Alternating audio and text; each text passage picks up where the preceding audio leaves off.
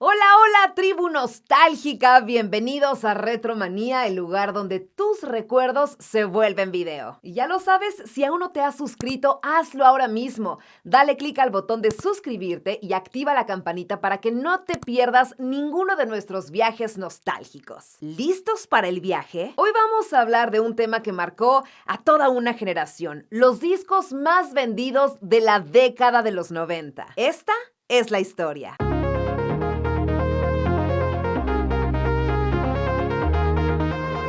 Imagina esto, millones de personas comprando el mismo disco esperando semanas a que llegara a la tienda, viendo a sus ídolos en MTV y pegando pósters en la pared de su cuarto. ¿Sabías que algunos de estos discos vendieron más de 30 millones de copias en todo el mundo? Quédate porque vamos a repasar los álbumes que dominaron la década de los 90, los que rompieron récords y los que todavía hoy suenan en nuestras playlists. El contexto musical de los 90. Bueno, pues los 90 fueron una década de transición. Pasamos del cassette al CD. MTV estaba en su máximo apogeo y los géneros musicales se diversificaron como nunca antes. El pop explotó con estrellas juveniles, el grunge vino a romper con la estética glam de los 80 y por supuesto el hip hop empezó pues a consolidarse como una fuerza cultural imparable. La venta de discos pues era el termómetro de la fama. No había Spotify, no había YouTube y si querías escuchar tu música favorita tenías que comprar el CD. Por eso los álbumes más vendidos de esta década,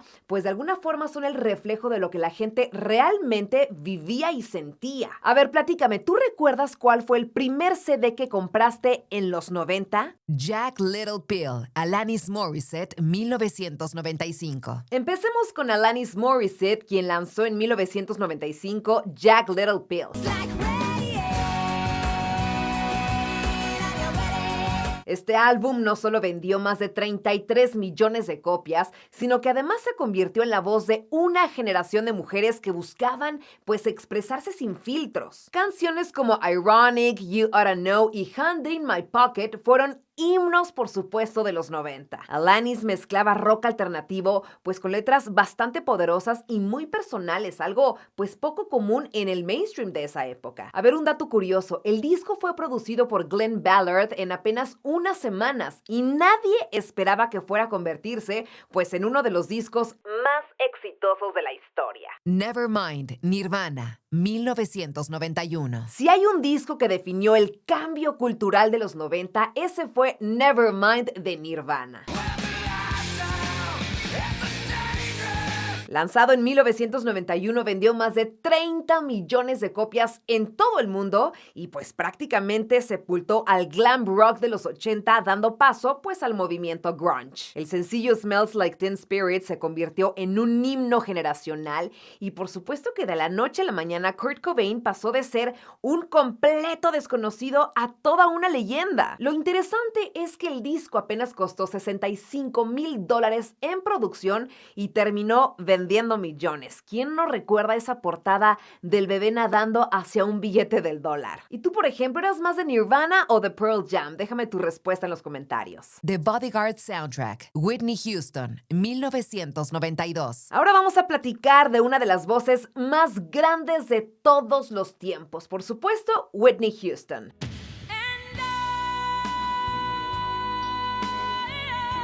El soundtrack de The Bodyguard, película que protagonizó junto a Kevin Costner, vendió más de 45 millones de copias, convirtiéndose pues en la banda sonora más vendida de todos los tiempos. Con I Will Always Love You, Whitney nos regaló una interpretación que sigue siendo insuperable. La canción estuvo 14 semanas en el número 1 del Billboard Hot 100, algo histórico para ese momento. La canción original es de Dolly Parton, pero Whitney la llevó a otro nivel completamente. Come On Over, Shania Twain, 1997. Bueno, pues los 90 también fueron la época donde el country pop conquistó el mundo. Y aquí es donde entra Shania Twain con Come On Over. Man, I feel like a woman. Lanzado en 1997 que vendió más de 40 millones de copias. Con éxitos como Man, I Feel Like a Woman y That Don't Impress Me Much, Shania rompió fronteras llevando el country a un público global. Fue un disco que sonaba tan tanto en las radios pop como en las estaciones de música country. Y además marcó un antes y un después en cómo una mujer podía ser icónica, pero fuerte, pero sexy en la música country. Algo que abrió, por supuesto, camino a artistas posteriores como Taylor Swift. Metallica, The Black Album, Metallica, 1991. Y no podemos hablar de los 90 sin mencionar el famoso Black Album de Metallica.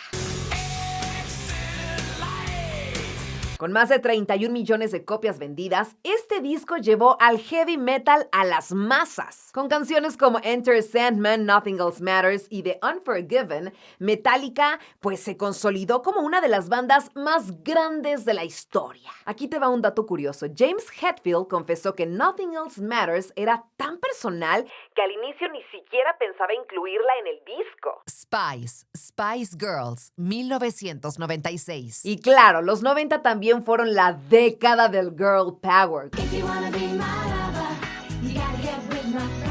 Con Spice, las Spice Girls vendieron más de 23 millones de copias, convirtiéndose pues en el grupo femenino más exitoso de la historia hasta ese momento. Con el tema Wanna Be no solo conquistaron pues las listas de popularidad, sino que se convirtieron en todo un fenómeno cultural. Las plataformas altas, los outfits coloridos y hasta las frases como Girl Power fueron lo que marcó pues la moda de esa época. A ver, platícame, ¿cuál Spice Girl eras tú? Cuéntamelo en los comentarios, porque seguro todos jugamos con eso alguna vez. Millennium, Backstreet Boys, 1999. En 1999, cuando la década estaba justo por terminar, llega Millennium de los Backstreet Boys, que vendió más de 24 millones de copias. I want it that way. Con canciones como I Want It That Way y Larger Than Life, se convirtieron en la boy band más popular del planeta. Los Backstreet Boys llenaban estadios, rompían récords de ventas en un solo día y por supuesto que eran portada en todas las revistas. ¿Tú sabías que el video de Larger Than Life costó más de $2 millones? Uno de los más caros de esa época.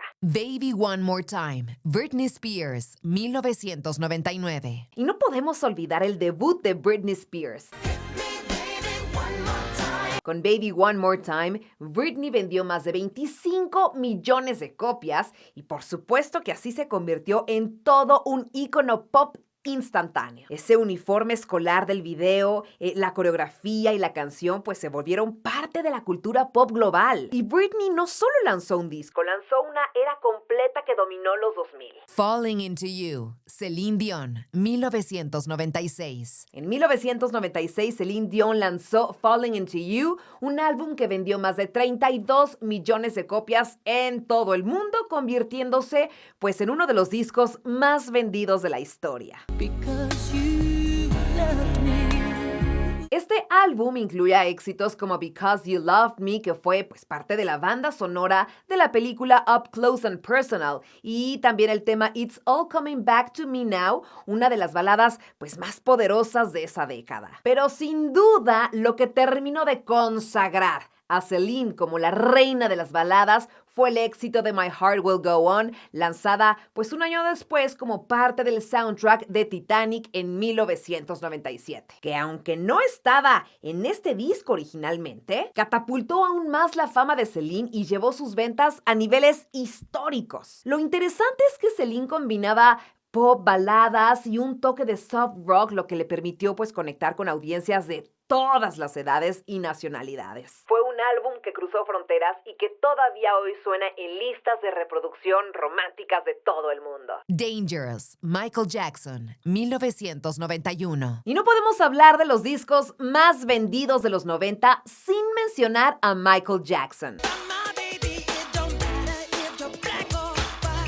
En 1991 lanza Dangerous, un álbum que vendió más de 32 millones de copias en todo el planeta, consolidando su título de rey del pop. Este disco marcó una nueva etapa en la carrera de Michael. Se despidió de Quincy Jones como productor y fue cuando comenzó a experimentar con sonidos pues mucho más modernos como el New Jack Swing, mezclando con el pop, el R&B y el dance. Entre sus éxitos encontramos Black or White, que se convirtió en un himno de unidad popularidad y rompió récords en MTV. Remember the Time, con un videoclip ambientado en el antiguo Egipto y protagonizado por Eddie Murphy. Y Heal the World, que mostró su faceta pues mucho más humanitaria. ¿Tú sabías que Dangerous fue el primer álbum de Michael lanzado en formato de CD Digipack de lujo, que además traía una portada diseñada por Mark Ryden llena de símbolos ocultos que hasta hoy pues los fans siguen analizando? Este álbum no solo vendió millones, sino que reforzó la influencia cultural de Michael Jackson en los 90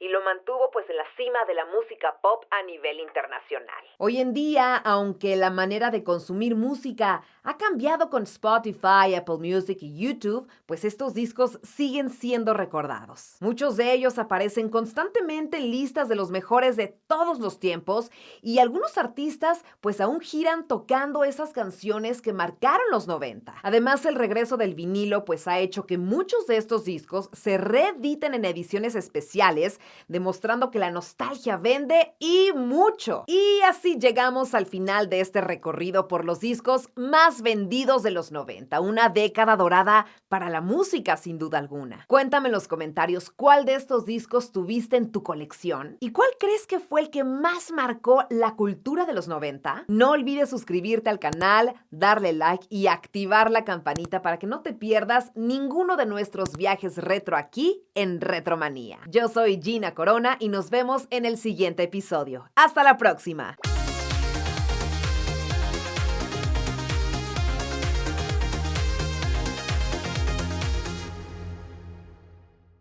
¿Sabías que la WWE nació como un territorio del noreste en los 50, que en los 80 se alió con MTV para crear el Rock and Wrestling y que hoy forma parte de un holding con la UFC que cotiza en la bolsa de Nueva York? Del Madison Square Garden a las apps de streaming, del Hulkmania a Bad Bunny volando desde la tercera cuerda, el viaje es brutal. Quédate porque vamos a conectar momentos, personajes y negocios para entender cómo la WWE se volvió un idioma global del entretenimiento. Hola, hola, tribu nostálgica, bienvenidos a Retromanía, el lugar donde tus recuerdos se vuelven video. Y si aún no te has suscrito, hazlo ahora mismo. Ya lo sabes, dale clic al botón de suscribirte y activa la campanita para que no te pierdas ninguno de nuestros viajes semanales. ¿Listos para el viaje? Hoy vamos a hablar de la compañía que convirtió los lunes por la noche, los pay-per-views y los memes de suplex en cultura pop mundial, la WWE. Esta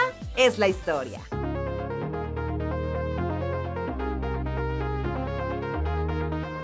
Vamos a platicar de los orígenes, Capitol Wrestling y la era territorial de 1950 a 1970. Bueno, pues todo arranca con Jess McMahon y Toots Mondt, que en 1953 integran la Capitol Wrestling Corporation, la CWC, dentro de la NWA, el cartel que era el que coordinaba territorios por todo Estados Unidos. Desde el noreste, la familia McMahon fue ganando pues fuerza hasta dominar un trozo enorme de ese mapa. En 1963, por desacuerdos con la NWA, la CWC se separa y nace la World Wide Wrestling Federation. Años más tarde, en 1979, el nombre se simplifica a WWF. En esta etapa, la estrategia era bastante conservadora. Un campeón babyface defendiendo ante una fila interminable de heels en arenas mensuales y televisión local, pues para calentar la plaza.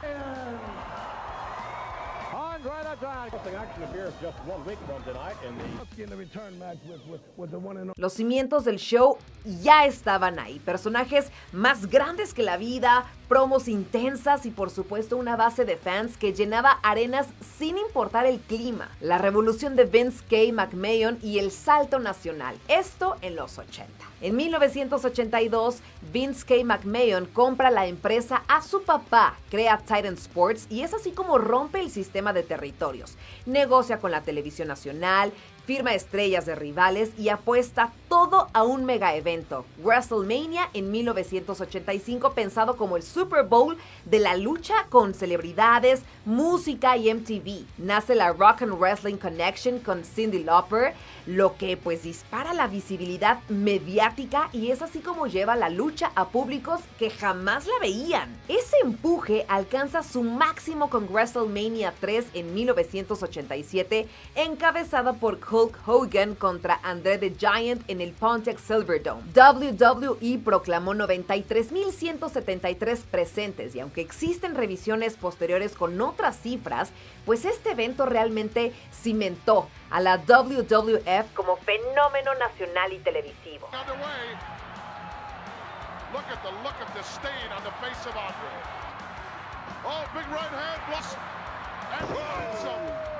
¿Tú recuerdas tu primer boom de la lucha en televisión? ¿Eras Team Hogan, Team Savage o Team André? Te leo en los comentarios.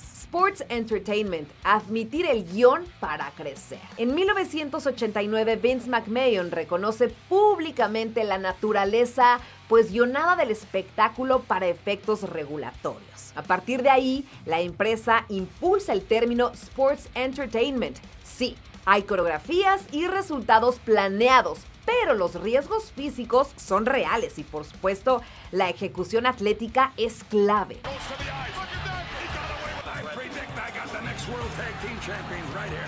Este paso permitió despegar como entretenimiento masivo y expandirse sin la camisa de fuerza de las comisiones atléticas. Monday Night Raw y la Attitude Era de los 90. El 11 de enero de 1993 debuta Monday Night Raw en el Manhattan Center de Nueva York. Televisión en vivo, ritmo vertiginoso y personajes que hablaban directamente a la cámara.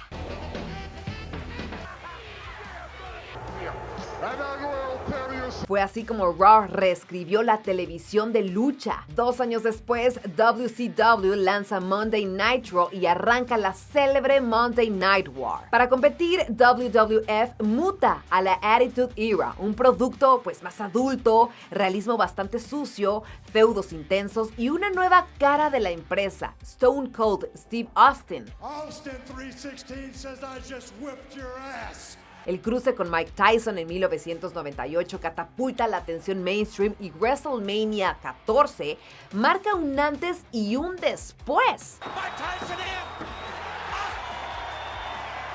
De aquel periodo, nacen imágenes que viven aún en GIFs eternos. Austin rociando cerveza, The Rock popularizando catchphrases, DX rompiendo reglas y el resultado, Raw gana la guerra de ratings y en el 2001 la WWF compra la WCW integrando biblioteca y talento. Poco después adquiriría también activos de ECW. Del nombre WWF a WWE y la expansión multimedia. Bueno, en el 2002, después de toda una disputa legal por las siglas WWF con la World Wildlife Fund, la empresa se renombra oficialmente como World Wrestling Entertainment y lanza la campaña Get the F Out. Más que un cambio de letras, fue una declaración de identidad. Entretenimiento sin apellidos. La primera década de los 2000 trae una WWE cada vez más transmedia. Reality shows, cine, música, acuerdos globales de distribución y, por supuesto,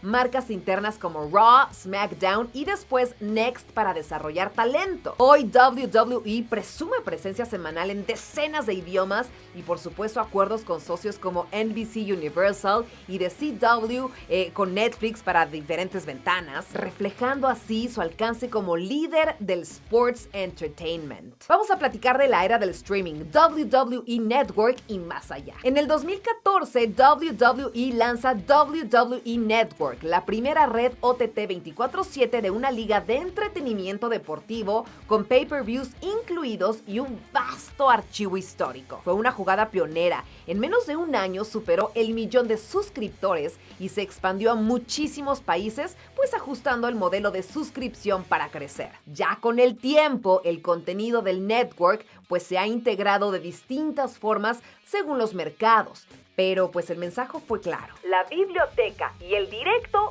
son completamente oro. De Titan Towers a un hub global y un nuevo capítulo corporativo. Durante décadas, el ícono fue Titan Towers en Stanford, hasta que la compañía migra su sede a Washington Boulevard, en la misma ciudad, operando pues un complejo de producción de clase mundial, desde donde hoy se crean por supuesto contenidos pues para múltiples plataformas. Y de paso se atraen alianzas de producción externa. Ese músculo de infraestructura es parte de por qué WWE sostiene programación 52 semanas al año sin off-season. En el 2023 llega otro hito. WWE y UFC se integran bajo TKO Group Holdings, una empresa que debuta en la bolsa de Nueva York con el ticker TKO. La lógica: combinar dos motores de audiencia, negociación de derechos y por supuesto eventos en vivo para jugar pues más fuerte en la guerra del streaming y la televisión en directo.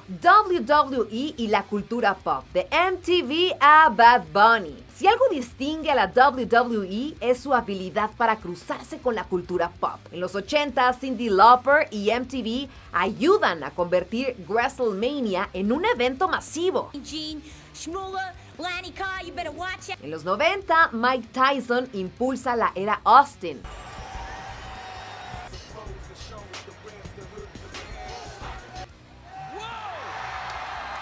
Y recientemente Bad Bunny pues no solo cantó, luchó en WrestleMania 37 con movimientos que se volvieron virales.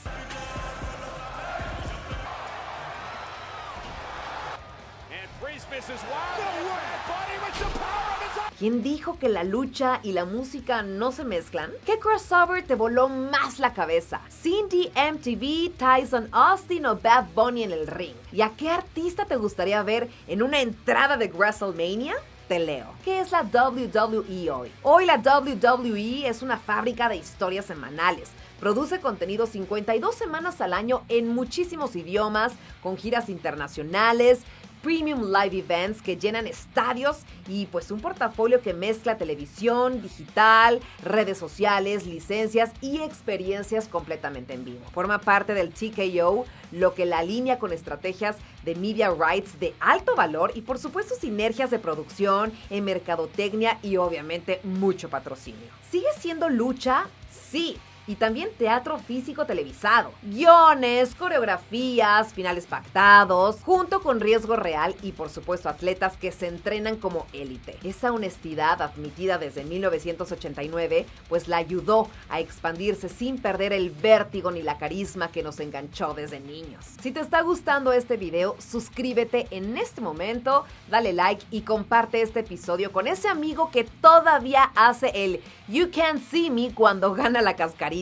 Activa la campanita para no perderte los próximos episodios retro de Retromanía. Vamos a platicar del legado, la influencia y lo que viene. El legado de WWE se mide en frases. If you smell, rest in peace. En modas, por ejemplo, playeras, los cinturones réplicas, esas entradas con pirotecnia y por supuesto en videojuegos, en una mitología que pasa de generación en generación. Los fans no solo consumen, participan también, cantan, llevan carteles, viralizan clips y sostienen una conversación global 24/7. En lo deportivo empresarial, la estrategia seguirá siendo más contenido premium en vivo, acuerdos internacionales y expansión de marcas como Next, que ha sido un semillero global. Además, la alianza dentro de TKO facilita cruces comerciales, mejores negociaciones de derechos y por supuesto una plataforma para que los eventos se sientan pues cada vez más superproducciones. A ver, platícame, ¿cuál es tu momento WWE favorito de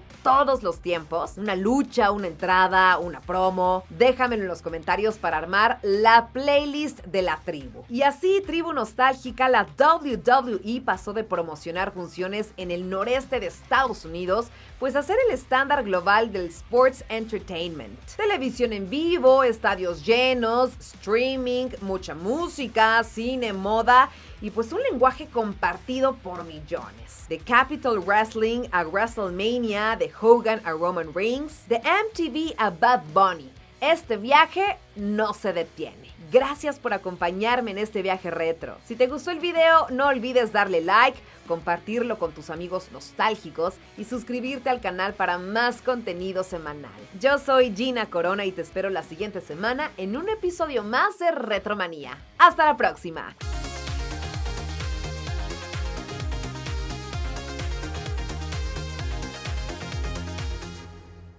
Antes de Amazon, antes del e-commerce y mucho antes de que los videojuegos dominaran las navidades, existía un reino mágico donde los sueños tenían precio, código de barras y olor a plástico nuevo. Ahí millones de niños pedían a Santa Claus su regalo favorito mientras veían los pasillos infinitos de una tienda que lo tenía prácticamente todo.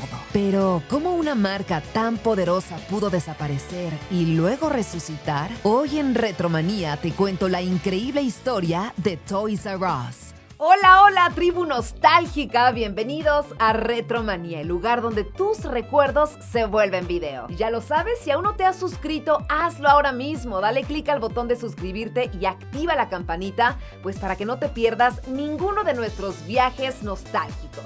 ¿Listos para el viaje? Hoy vamos a hablar de una tienda que fue el paraíso de la infancia. Un lugar donde cada pasillo brillaba con colores, muñecos y juguetes que parecían cobrar vida. La juguetería más famosa del mundo, Toys R Us. Esta es la historia.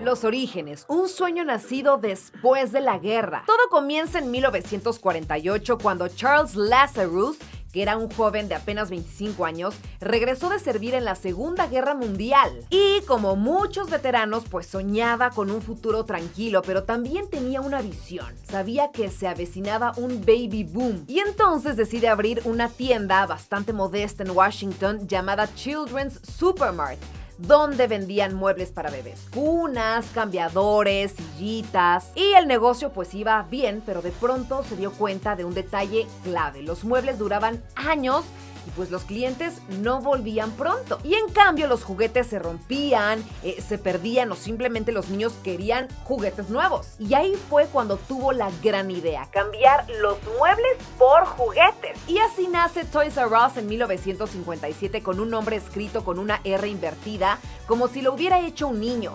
Era una jugada de marketing brillante, reflejaba justamente pues inocencia, diversión y por supuesto cercanía. ¿Quién no recuerda ese logo colorido y a Jeffrey la jirafa saludando desde los anuncios? Vamos a platicar del auge, el paraíso de todos los niños. Durante las décadas de los 70, 80 y 90, Toys R Us se convirtió en un reino absoluto del juguete. Entrar a una tienda era como entrar pues al mismísimo país de nunca jamás. Había pasillos infinitos llenos de Barbies, pero de Hot Wheels, pero los G.I. Joe, Transformers, Play-Doh, My Little Pony y todo lo que un niño pudiera imaginar. Su famoso lema decía, "If it's in toys, it's in Toys R Us". O sea, si existe, está en Toys R Us. Y vaya que era cierto, la cadena llegó a tener más de 1,500 tiendas en todo el mundo y durante años fue el mayor minorista de juguetes alrededor del planeta.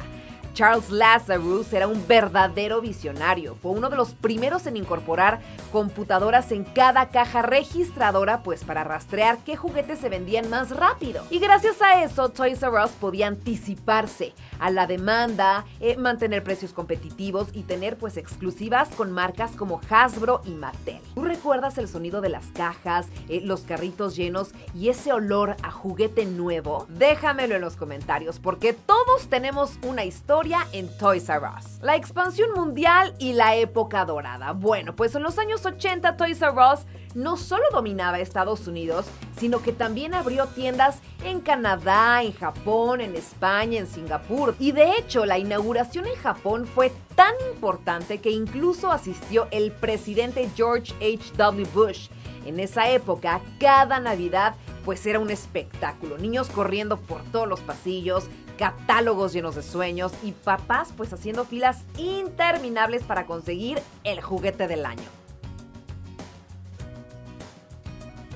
Desde aquellas Cabbage Patch Kids hasta los Power Rangers o las Tortugas Ninja. Esa era la época dorada de los juguetes físicos, cuando el entretenimiento pues no cabía en una pantalla. Toys R Us era más que una tienda, era completamente una experiencia. un lugar donde los niños soñaban despiertos y los adultos recordaban, pues sí, cómo era hacerlo.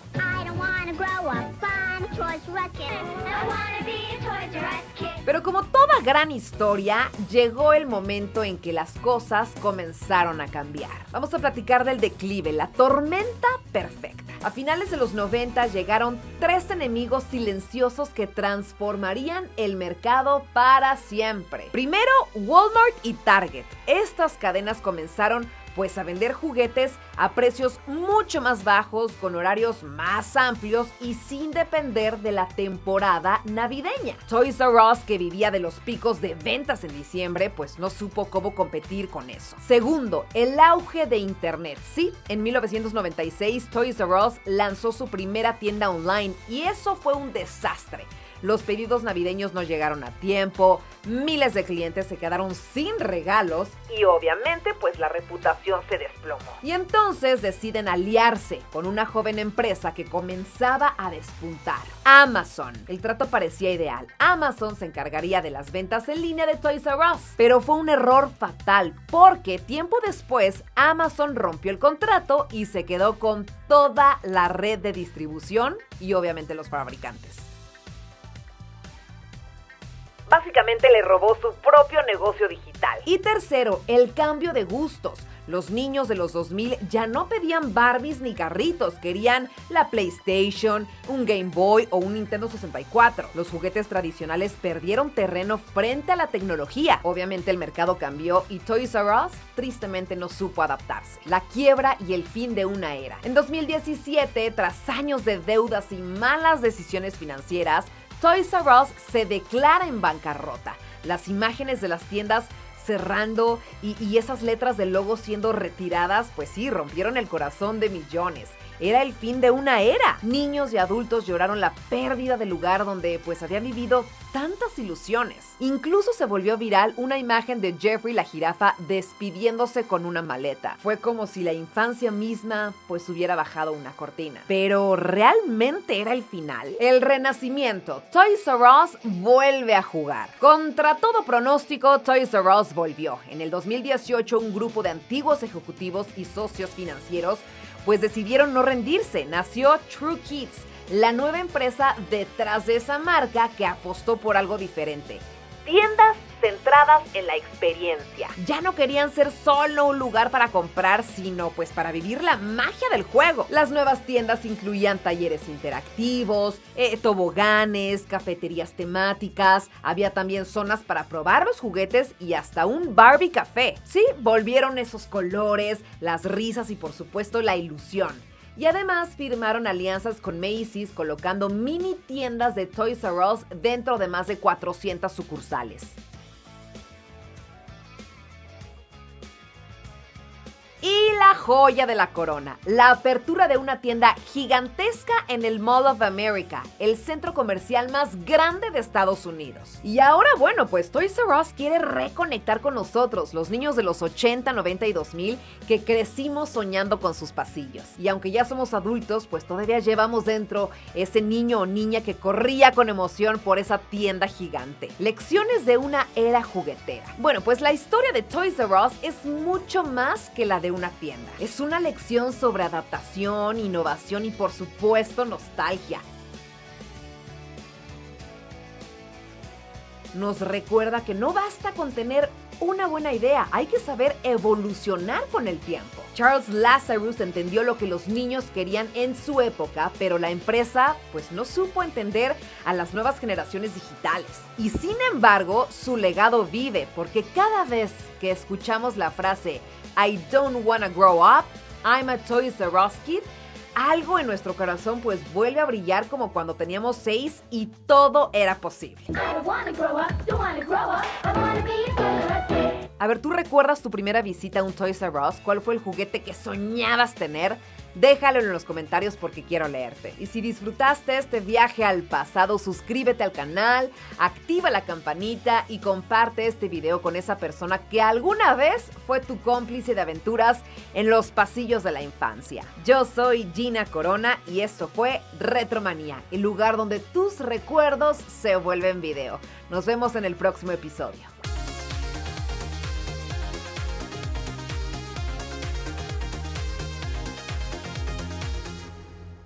¿Recuerdas cuando el miedo tenía una llamada telefónica? Cuando un asesino enmascarado te preguntaba, ¿cuál es tu película de terror favorita? Cuando ir al cine con tus amigos a ver Scream, Sé lo que hicieron el verano pasado o The Craft era todo un evento. Hoy vamos a revivir esa época en la que el terror se vistió con looks noventeros, se mezcló con música alternativa y se volvió parte de nuestra adolescencia. Hola, hola, tribu nostálgica. Bienvenidos una vez más a Retromanía, el lugar donde tus recuerdos se vuelven video. Y si aún no te has suscrito, hazlo ahora mismo. Ya lo sabes, dale clic al botón de suscribirte y activa la campanita para que no te pierdas ninguno de nuestros viajes nostálgicos. ¿Listos para el viaje? Hoy vamos a hablar de esas películas que nos hacían gritar, pero que al mismo tiempo nos encantaba ver. Películas que mezclaban el miedo con la moda, el amor adolescente, los clichés de la escuela y, claro, las muertes más creativas de la historia del cine. Hoy vamos a hablar del terror adolescente que marcó los 90. Esta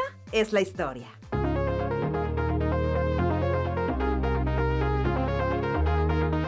El renacer del miedo en los 90. Bueno, pues a mediados de los 90 el cine de terror vivía una especie de crisis. El slasher clásico, ese tipo de terror sangriento y directo popularizado por películas como Halloween y Pesadilla en la calle del infierno, se había desgastado por completo. Y las secuelas eran cada vez más predecibles y el público joven ya no se asustaba tan fácil. Pero entonces llegó un tipo que cambiaría las reglas del juego, Wes Craven. Sí, el mismo creador de Freddy Krueger decidió reinventar el género con una propuesta fresca, divertida y autoconsciente. Scream, en 1996. Esta película no solo devolvió el miedo al cine, también lo volvió cool otra vez.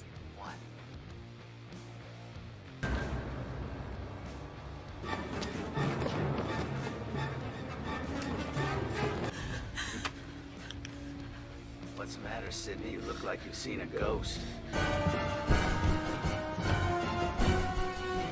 Y es que recordemos que Scream tenía todo lo que un adolescente noventero amaba. Un elenco lleno de caras conocidas de la televisión como Neve Campbell, Courtney Cox, Skeet Ulrich, esas referencias de la cultura pop y un guión que se burlaba de las propias reglas del cine de terror. Y por primera vez los personajes sabían que estaban dentro de una película de miedo y eso lo hacía aún más divertido. Ghostface se convirtió en el nuevo ícono del terror moderno y su máscara inspirada en el grito se volvió un disfraz obligatorio en cada Halloween. ¿Tú también tuviste una máscara de Ghostface? Platícamelo aquí abajo en los comentarios. La fórmula del éxito: guapos, pop y mucha sangre. Después del éxito de Scream, Hollywood encontró oro puro. El público adolescente estaba de vuelta en las salas del cine y querían más. Y entonces empezaron a salir películas con la misma fórmula. Jóvenes guapos, misterios sangrientos, música alternativa y guiones con giros sorpresivos. En 1997 llegó Sé lo que hicieron el verano pasado con Jennifer Love Hewitt,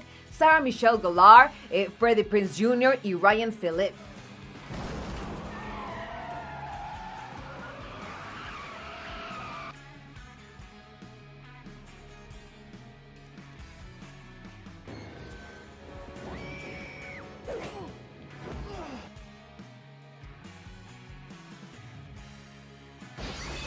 Y el póster parecía de una boy band, pero en lugar de un disco traían un gancho sangriento. Fue un éxito instantáneo y dio inicio a una nueva ola de películas que mezclaban el miedo con la estética pop de los 90. Y a partir de ahí llegaron títulos como Urban Legend en 1998, llegó también por ejemplo The Faculty, también en 1998, y ¿qué tal? Final Destination en el 2000. Todas esas películas compartían un elemento en común: el terror adolescente como reflejo de una generación entre el miedo y la rebeldía. La moda del miedo. Bueno, como todo lo que tocaba el cine en los 90, el estilo se volvió tendencia completamente. Las chicas con faldas a cuadros, esas botas altas, los crucifijos y delineador negro se convirtieron en íconos. Películas como The Craft, la de Jóvenes Brujas, marcaron una moda completa. El witchy look, esa mezcla de gótico pero misticismo y rebeldía femenina.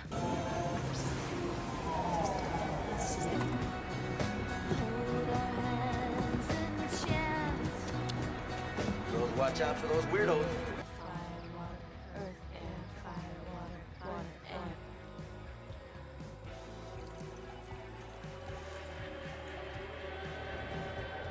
Las actrices Fairuza Balk, Neve Campbell y Robin Tooney no solo eran las brujas del momento, sino que definieron pues el estilo dark de toda una generación. Y de pronto todas las adolescentes queríamos usar esos chokers, el esmalte negro y escuchar por supuesto a Garbage o The Cranberries mientras nos sentíamos un poco brujas. Bueno, hasta el maquillaje y los peinados inspirados en las películas se pusieron de moda. Esos labios oscuros, el cabello planchado y esa mirada intensa. Ese era el terror, pero con estilo. Platiquemos de la música detrás del miedo. El sonido del terror adolescente también fue un sello completamente de los 90.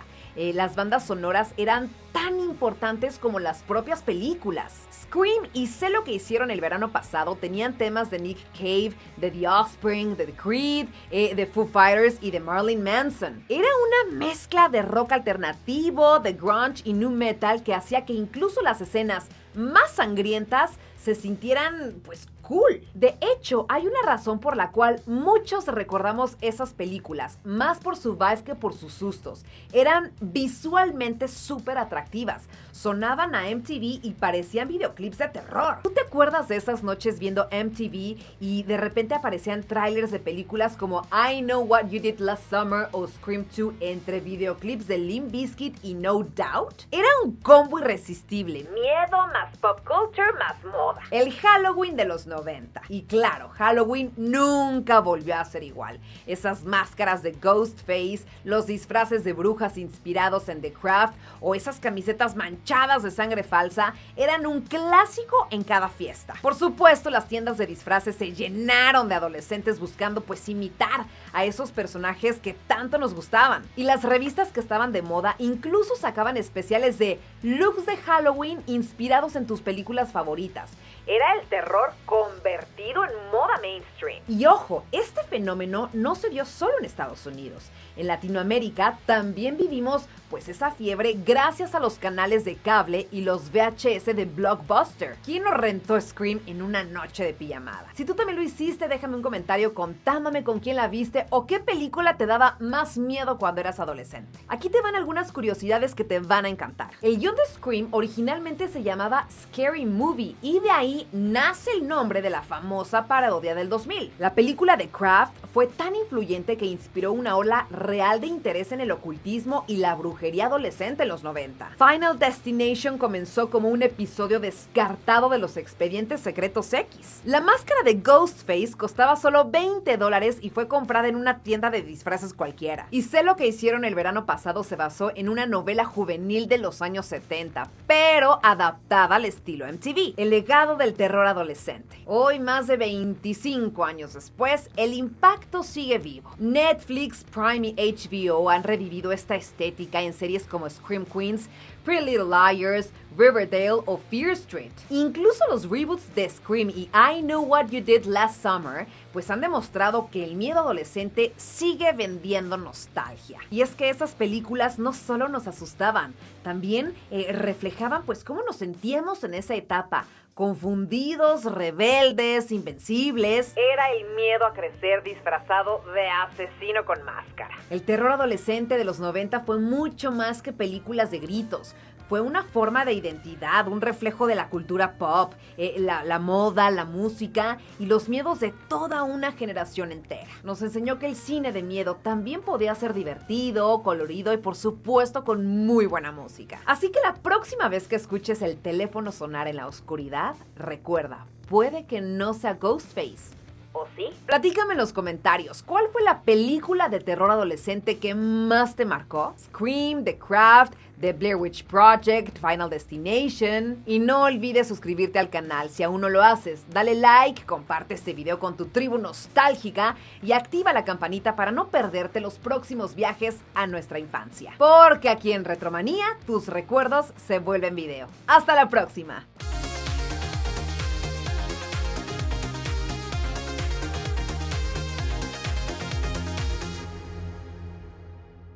Los 90 fueron la era en la que la tecnología se volvió personal. Ya no era cosa de adultos o de oficinas, ahora era tuya. Hoy vamos a recordar los gadgets que todos queríamos, los que marcaron tendencia y los que, aunque hoy parezcan simples, nos hicieron sentir que teníamos el poder del futuro en nuestras manos. Prepárate porque seguro vas a decir más de una vez, yo tuve uno de esos. Hola, hola, tribu nostálgica, bienvenidos a Retromanía, el lugar donde tus recuerdos se vuelven video. Si aún no te has suscrito, hazlo ahora mismo, dale clic al botón de suscribirte y activa la campanita, ya lo sabes, para que no te pierdas ninguno de nuestros viajes nostálgicos. ¿Listos para el viaje? Hoy vamos a hablar de los gadgets más deseados de los 90, esa década en la que la tecnología empezó a colgarse en nuestras vidas y nos hacía sentir que vivíamos en el futuro. Eran los años donde cada nuevo aparato parecía magia pura. Esta es la historia.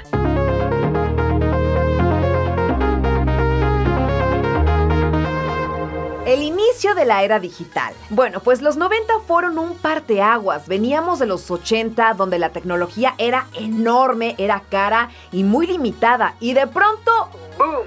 Todo se volvió más pequeño, colorido, accesible y por supuesto cool. Los gadgets ya no eran solo herramientas, se convirtieron pues en símbolos de estatus y personalidad. Tener por ejemplo un Walkman con tus audífonos Sony amarillos o qué tal un pager Motorola colgando del cinturón, pues te hacía sentir parte del club del futuro. Dato curioso, en 1993 más de 61 millones de personas usaban beepers en el mundo.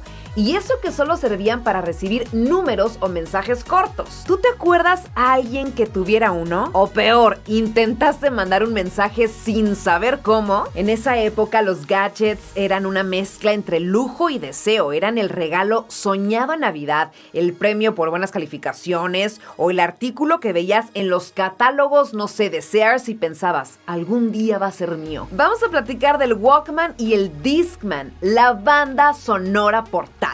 Nada representa más los 90 que el Walkman o su evolución al Discman. Estos dos fueron la puerta pues a la música portátil. El Walkman había nacido en los 80, pero fue en los 90 cuando explotó en popularidad. Las marcas lanzaban versiones con mega bass, colores llamativos y hasta carcasas transparentes. Y sí, si tenías uno Sony, eras el rey del recreo. Después llegó el Discman y escuchar pues un CD en la calle era casi una declaración de poder.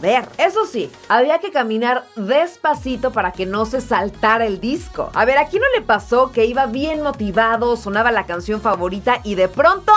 skip? Y por supuesto los soundtracks de películas como Titanic o Space Jam sonaban en esos aparatos sin parar.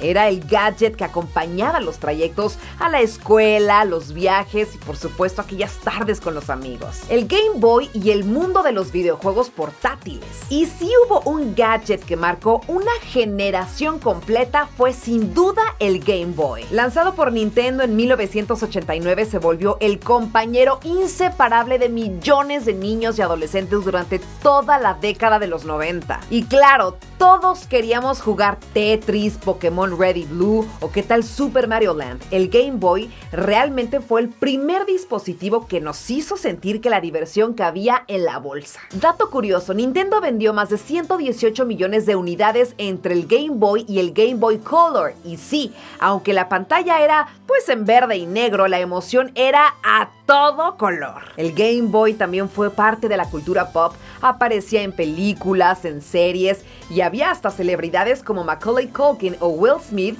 que los usaban en público. Sin duda era el gadget del momento. Y tú, a ver, platícame, ¿cuál fue tu primer juego en el Game Boy? Déjamelo en los comentarios. Tamagotchi, la mascota digital. De pronto, en 1997, todos teníamos una mascota virtual que exigía más atención que un perro real. El Tamagotchi. Era pequeño, colorido, con una pantalla chiquititita y 3 botones que parecían controlar la vida entera en ese píxel. El Tamagotchi fue un fenómeno global. Se vendieron más de 80 millones de unidades y en los recreos era súper común ver a todos alimentando, limpiando o qué tal resucitando a esa mascota digital. Dato curioso, hubo escuelas en Japón que tuvieron que prohibirlos porque los niños pues se distraían más cuidando al Tamagotchi que poniendo atención en la clase. clase. Y no solo eso, las celebridades también los usaban. Britney Spears, Leonardo DiCaprio y hasta Sarah Michelle Gellar aparecieron pues en revistas mostrando sus Tamagotchis. Era la moda digital definitiva. ¿Tú también tuviste uno o se te murió alguno en las vacaciones? Los beepers y los celulares ladrillo. Antes de WhatsApp, los mensajes pues eran con números y códigos. Los beepers eran el símbolo de que estabas conectado. Y si tenías uno, todos sabían que eras importante. O al menos querías parecerlo. El beeper Motorola era casi un accesorio de moda, sobre todo en el ambiente musical. Raperos como Tupac, LL Cool J o Missy Elliott pues los mencionaban en sus canciones y hasta los usaban con un clip en el cinturón como parte del outfit. Poco después llegaron los primeros celulares Nokia, los famosos ladrillos. Gigantes con antena y esa pantalla verde, pero ¡ay de aquel que tenía uno! Era el sueño de muchos adolescentes, aunque en realidad pues pocos podían pagarlo. Dato curioso, el Nokia 5110 en 1998 fue el primer teléfono con el juego Snake y marcó el inicio de la adicción a los videojuegos móviles, las cámaras digitales y los reproductores de video. Otro gadget soñado de los 90 eran las cámaras digitales. Antes de eso, pues recordemos que dependíamos del rollo y las fotos salían muchos días después. Pero cuando llegaron las primeras cámaras digitales, pues fue toda una revolución. Podías ver tus fotos en el momento, aunque tuvieran una resolución de 1 megapíxel. Las cámaras Polaroid también tuvieron su auge renovado, sobre todo pues en fiestas y reuniones. Era instantáneo, divertido y perfecto para pegar las fotos en el espejo o no sé, en una carpeta de recortes. Y cómo olvidar las cámaras Handycam de Sony, esas con cinta mini DV que grababan los mejores recuerdos de la familia, los viajes y sí, los primeros videos de muchos canales de YouTube años después. El mundo de las computadoras y los MP3. A finales de los 90 llegó la computadora a casa. Eran enormes con monitores que parecían televisiones y conexión a internet por dial-up. Ese sonido inolvidable del...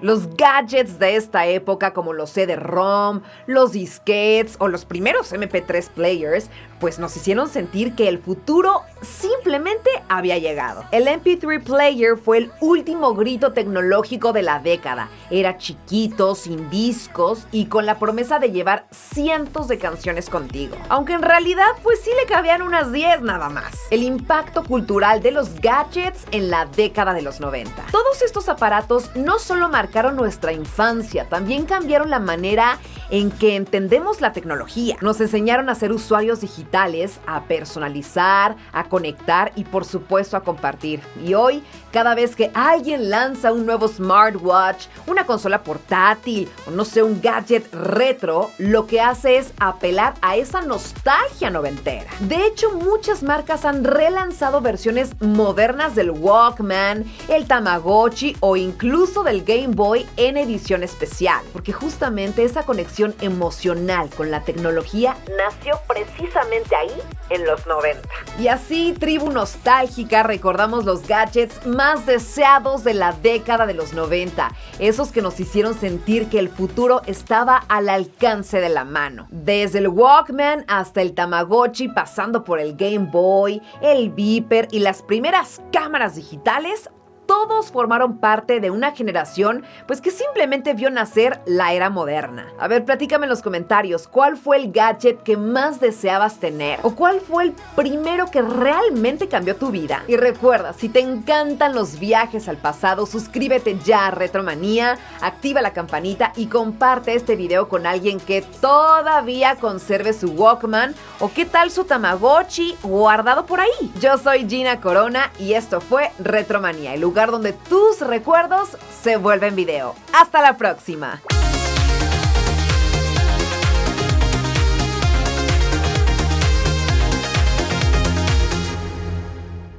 Antes de que PlayStation y Xbox fueran leyenda, Nintendo apostó todo en 1985. Renombró su Famicom, la disfrazó de juguete, metió en la caja un robot llamado ROV y lanzó un videojuego que redefinió las plataformas, Super Mario Bros. ¿Cómo se pasó del peor colapso de los videojuegos a vender más de 62 millones de consolas y 500 millones de cartuchos? Quédate porque la respuesta está llena de decisiones locas, innovación y pureza retro. Hola, tribu nostálgica, bienvenidos a Retromanía, el lugar donde tus recuerdos se vuelven video. Si aún no te has suscrito, hazlo ahora mismo, dale clic al botón de suscribirte y activa la campanita para que no te pierdas ninguno de nuestros viajes nostálgicos.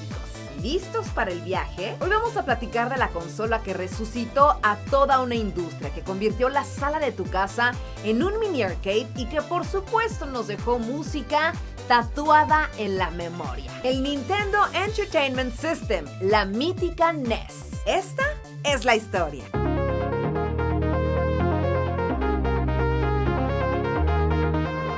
Del papel a los píxeles. ¿Cómo Nintendo llegó a la NES? Bueno, la historia arranca mucho antes de Mario. Nintendo nació en 1889 haciendo naipes.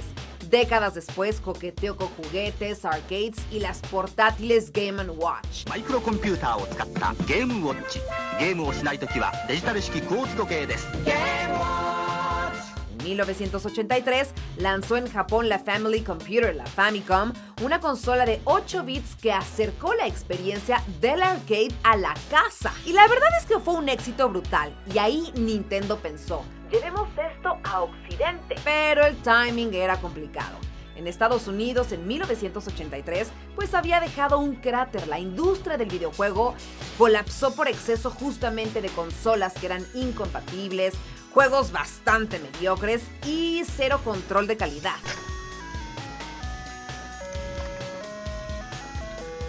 Los minoristas y medios declaraban completamente muerto al videojuego doméstico y entrar ahí era un suicidio a menos que cambiaras las reglas del juego. La gran jugada, vender una consola como si fuera un juguete. Y bueno, Nintendo intentó al inicio asociarse con Atari para justamente distribuir su sistema. No cuajó, así que entonces decide ir solo y rebautiza la Famicom como Nintendo Entertainment System, NES. Y la reimaginó con un look videocasetera, esos cartuchos que entraban pues como si fueran cintas, un diseño un poco más serio y un periférico estrella para marketing. ROB, el famoso Robotic Operating Buddy. The Nintendo Entertainment System, where video technology is more than a game. Prácticamente no servía para jugar de verdad, pero convenció a los grandes almacenes de que eso era un juguete electrónico, no otra consola. Y la estrategia fue sumamente quirúrgica. Lanzamiento de prueba en Nueva York en 1985, luego Los Ángeles, Chicago, San Francisco y ya en 1986-87 expansión al resto del país. En paralelo, Europa recibió la NES entre 1986 y 87 con algunas particularidades. En España se distribuyó Spaco porque aún no existía Nintendo España. Y Australia también en 1987. El golpe definitivo, empaquetar Super Mario Bros. Como juego de serie. El resto, pues es historia.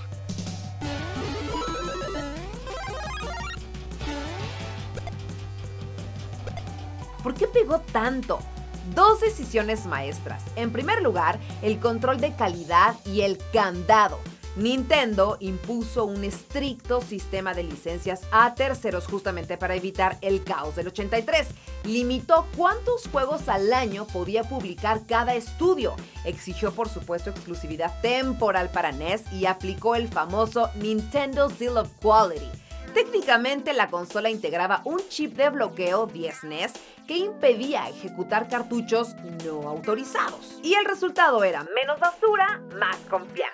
Los papás compraban Nintendo con la tranquilidad de que sí funcionaba. Y en segundo lugar, el mando y la ergonomía del control. Adiós joystick incómodo, hola esa cruceta direccional, los botones A y B y el Start Select. El pad rectangular de la NES pues definió la gramática de jugar en casa. Precisión, accesibilidad y resistencia. ¿Quién no se aventó maratones que dejaban marcas en los pulgares? Vamos a platicar del catálogo que creó cultura y por supuesto sagas inmortales.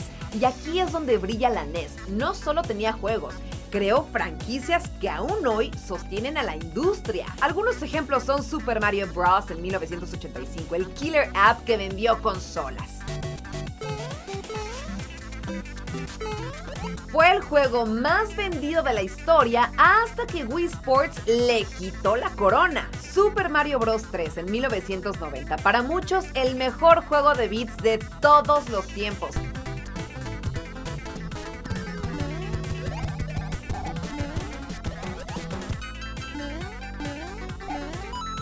Power-ups como la hoja Tanuki, el Overworld, secretos, ritmo perfecto. ¿Qué tal The Legend of Zelda en 1986? El primer gran uso de batería en cartucho para guardar la partida.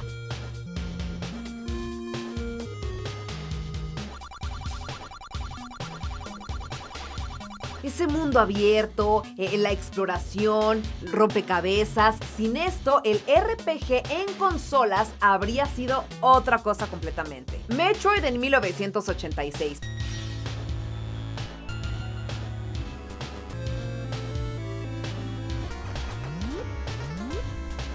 Esa exploración no lineal, el backtracking, los power-ups, la otra mitad del Metroidvania. Final Fantasy en 1987. Se llamó Final porque Square estaba al borde de la quiebra.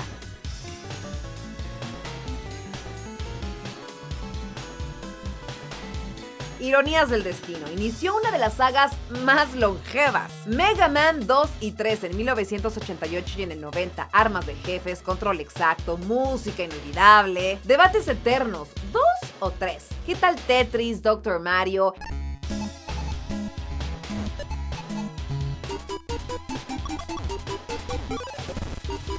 Esa adicción pura, gameplay que trasciende generaciones. ¿O qué tal Teenage Mutant Ninja Turtles en 1989?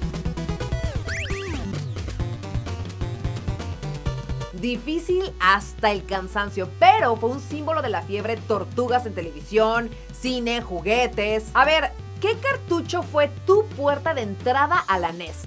¿Fuiste Team Mario, Team Zelda o Team Mega Man? Vamos a platicar del marketing, la televisión y el cine, la Nintendo manía. La NES no solo vivía en tu televisión, estaba en la cultura pop. Revistas, catálogos, especiales de televisión, series por ejemplo como Captain and the Game Master, cruzaban personajes. La película The Wizard en 1989 nos enseñó justamente el Power Glove, It's So Bad, y calentó el hype por Mario 3 antes del lanzamiento. Artistas, atletas y por supuesto celebridades presumían su Nintendo pues en entrevistas o en sesiones de fotos. Y la palabra Nintendo se volvió sinónimo de videojuego a finales de los 80. A ver, platícame, ¿en tu casa también se decía ¿me prestas tu Nintendo? Aunque fuera de otra marca. Y si hasta aquí te está pegando la nostalgia, suscríbete ahora mismo y activa la campanita. Cada semana subimos historias retro de videojuegos, de música, juguetes y televisión. Y platícame en los comentarios, ¿alguna vez soplaste el cartucho para que te arrancara? ¿Tú te acuerdas si funcionaba realmente o era placebo? Vamos a platicar de la tecnología y esas pequeñas genialidades de 8 bits. Zapper y ROV, la pistola Zapper o la Duck Hunt.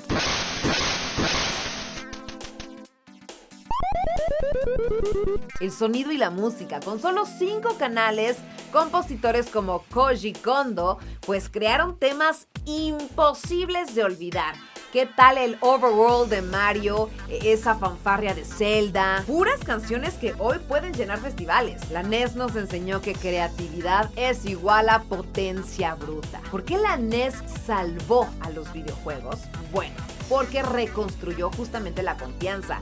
Controló la calidad, cuidó la experiencia y pues formó al final del día un ecosistema saludable entre Nintendo y terceros. A ver, la ecuación fue muy sencilla. Buen hardware, reglas claras y juegos memorables igual a mercado sano. Mientras otros vendían lo que se podía, bueno, pues Nintendo vendía lo que realmente valía la pena. La competencia aprieta y la NES aguanta. Llegaron los 16 bits. Sega Genesis, Mega Drive y después Super Nintendo. Aún así, la NES pues sí, mantuvo ventas bien entrada a la nueva generación y su biblioteca era demasiado fuerte y los costos pues bastante accesibles. Nintendo Entertainment System. Now you are playing with power. Play the Nintendo Entertainment System. En algunos países, la NES sí se siguió jugando oficialmente hasta mediados de los 90. Y por ejemplo, en Japón aguantó un poquito más y en paralelo nacieron clones y famiclones que extendieron el mito por todo el planeta. Vamos a platicar del legado, coleccionismo y regreso de la Mini. Que una consola cumpla 40 años y siga viva en el corazón de la gente no es casualidad. La jugabilidad de muchos títulos pues envejeció de maravilla. Por eso, en 2016, Nintendo lanzó la NES Classic Edition, una NES en miniatura con 30 juegos preinstalados y HDMI. Vendió millones y por supuesto que se agotó. El mensaje fue claro: queremos volver, pero sin soplar el cartucho. Y hablando de eso, ese famoso ritual de soplar el cartucho nació porque los pines de níquel de la consola se doblaban y ensuciaban los contactos de cobre de los cartuchos que se oxidaban. Y la humedad de la respiración realmente no ayuda. Puede de hecho empeorar la corrosión, pero la verdad,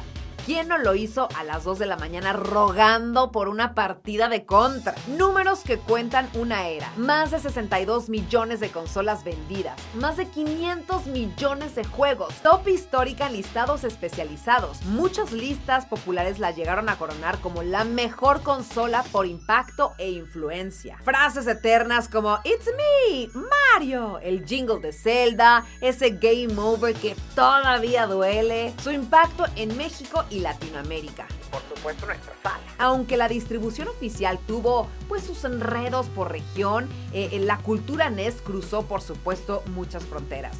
Rentas de fin de semana, tianguis de cartuchos, revistas con trucos, locales que hacían retas de soccer o Excited Bike. La NES formó lenguaje común. Códigos, vidas infinitas, passwords en las libretitas. Fue convivencia, no solo entretenimiento. A ver, ¿tú te acuerdas el primer lugar donde jugaste NES? No sé, la casa de tus primos o en tu casa. ¿En dónde fue? ¿Y cuál era el juego de las retas? La narrativa musical, con limitaciones técnicas, pero nos enseñó a componer melodías memorables. Y algo más, nos regaló personajes icónicos que hoy en día trascienden consolas, películas y por supuesto hasta conciertos sinfónicos. Piénsalo, de un fontanero pixeleado a parques temáticos. No está mal para solo 8 bits. La NES es la prueba de que las buenas ideas, bien ejecutadas, cambian industrias y se quedan en la cultura. Convirtió a los videojuegos en un hábito familiar, reencendió la economía de un sector y creó una mitología que seguimos celebrando. Y si llegaste hasta aquí, muchas gracias, tribu nostálgica. Ahora te toca a ti. ¿Cuál es tu top 3 de NES y por qué? ¿Fuiste de los que descubrieron un mundo con Zelda o de los que volaban con la hoja Tanuki en Mario 3? ¿Eras de passwords o ya te tocó batería? Déjamelo en los comentarios que quiero leerte. Y si te gustó este viaje por la historia del Nintendo NES, suscríbete, activa la campanita y comparte este video pues con ese amigo o ese primo con quien te rifabas las retas. Y cada semana en Retromanía recuerda que traemos moda, juguetes, música, caricaturas y consolas de los 70, 80, 90 y 2000 para que la nostalgia no se nos acabe jamás. Yo soy Gina Corona y esto fue Retromanía, el lugar donde tus recuerdos se vuelven video. ¡Hasta la próxima!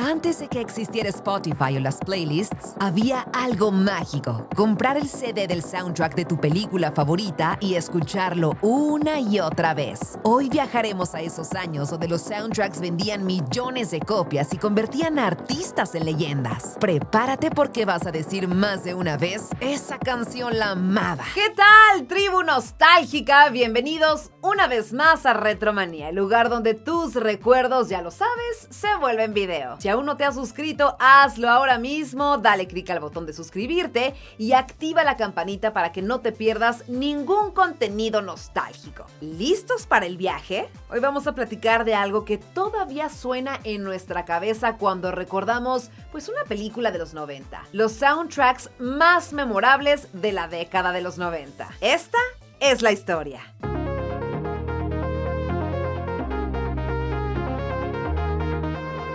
El poder del soundtrack en los 90. Los 90 fueron una época increíble para el cine, pero también para la música. Por primera vez los estudios de Hollywood pues entendieron que una buena canción pues sí podía vender una película completa. Y vaya que lo hicieron bastante bien. Películas como Titanic, El guardaespaldas, Romeo y Julieta, Space Jam o Trainspotting pues no solo triunfaron en taquilla, también se colaron en nuestros reproductores de CD, nuestros Discman y hasta en las estaciones de radio. What's going on here? Welcome to the Space Jam.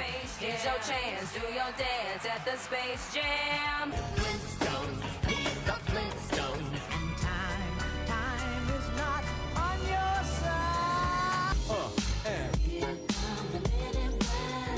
En los 90 el soundtrack se convirtió pues en un producto en sí mismo, con su portada, su lista de artistas, su campaña de marketing y muchas veces hasta más éxito que la propia película. El soundtrack del guardaespaldas en 1992 con Whitney Houston sigue siendo uno de los discos más vendidos de todos los tiempos. Más de 45 millones de copias en todo el mundo. Y sí, I Will Always Love You se volvió la balada eterna de toda una generación. ¿Tú también tuviste ese CD en casa? Déjamelo en los comentarios. Las voces que definieron toda una década. Los 90 nos regalaron algo más que películas, nos dieron himnos. Por ejemplo, Titanic en 1997 no sería lo mismo sin Celine Dion cantando My Heart Will Go On. Esta canción ganó el Oscar, el Grammy y hasta hoy sigue siendo una de las más reconocibles del cine. Pero también estaban los himnos juveniles. ¿Tú te acuerdas de Clueless? Esa mezcla de pop alternativo, rock ligero y actitud girl power,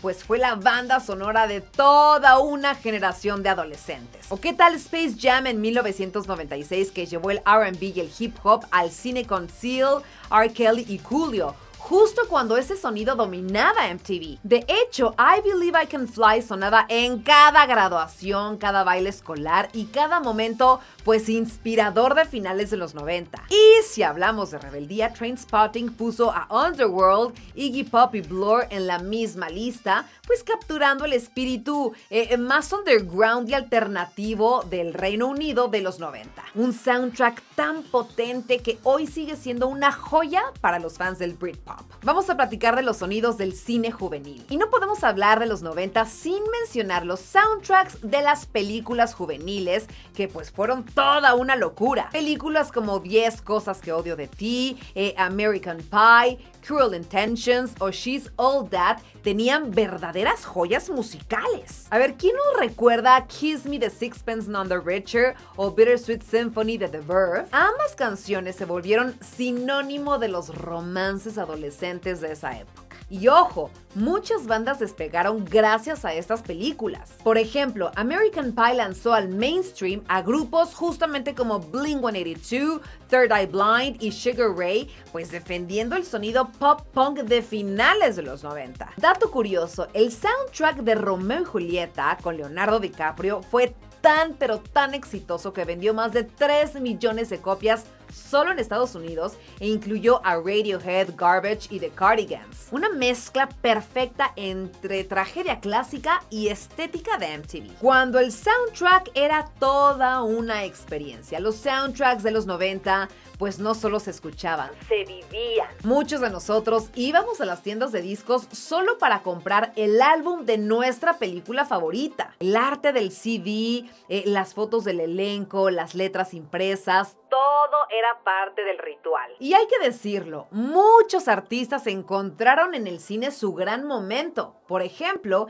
Aerosmith con I Don't Wanna Miss a Thing para Armageddon, Goo Goo Dolls con Iris para City of Angels, No Doubt con Just a Girl en Clueless, Alanis Morissette en Dogma, llevando justamente el rock alternativo al cine. Eran justamente tiempos donde una película podía cambiar la carrera de un artista y una canción podía hacernos volver al cine solo para escucharla en los créditos finales. ¿Tú te acuerdas cuál fue el primer soundtrack que compraste? Déjamelo aquí abajo en los comentarios. Impacto cultural y legado. El legado de los soundtracks noventeros sigue vivo. Hoy, cuando una serie serie como Stranger Things revive Running Up That Hill o una película de Marvel usa canciones de Nirvana, lo que hacen pues es justamente eso, rendir homenaje a esa fórmula perfecta de los 90. Música, emociones y nostalgia. Los soundtracks de esa época nos enseñaron que la música podía definir toda una historia y que una canción correcta sí podía hacernos recordar una escena toda la vida.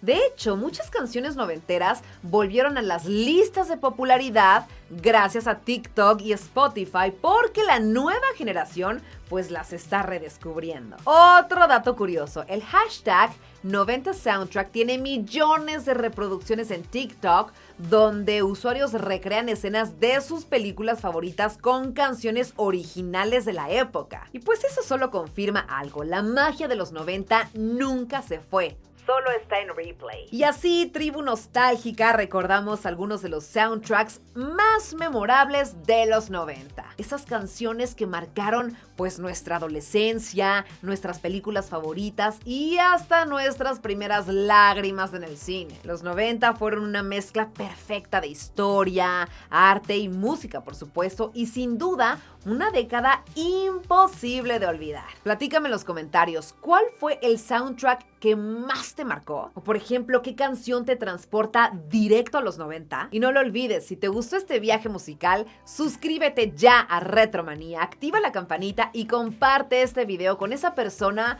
pues que aún guarda sus CDs de soundtracks en un cajón. Yo soy Gina Corona y esto fue Retromanía, el lugar donde tus recuerdos se vuelven video. ¡Hasta la próxima!